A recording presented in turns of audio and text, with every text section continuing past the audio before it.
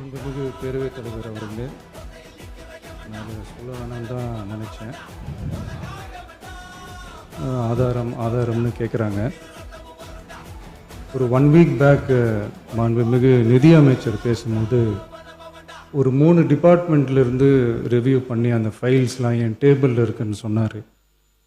அது ஏதோ போகிற போக்கில் அவர் சொல்லலை, உண்மையிலேயே என் டேபிளில் இருக்கு.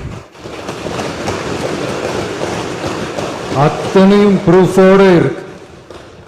ஓப்பன் பண்ண வச்சிடாதீங்க.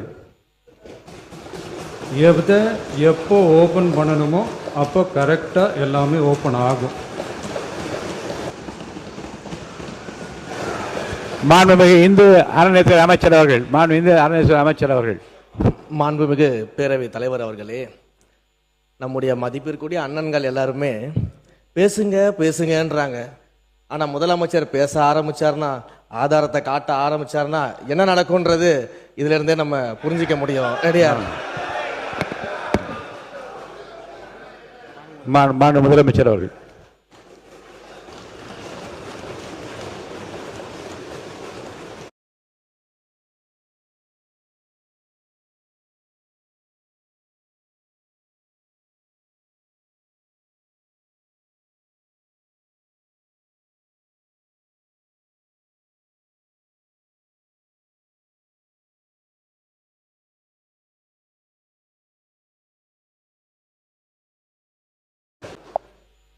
மாண்புமிகு பேரவைத் தலைவர் அவர்களே, மக்கள்கிட்ட எப்போ பேசணும், என்ன பேசணும், எப்படி பேசணும்,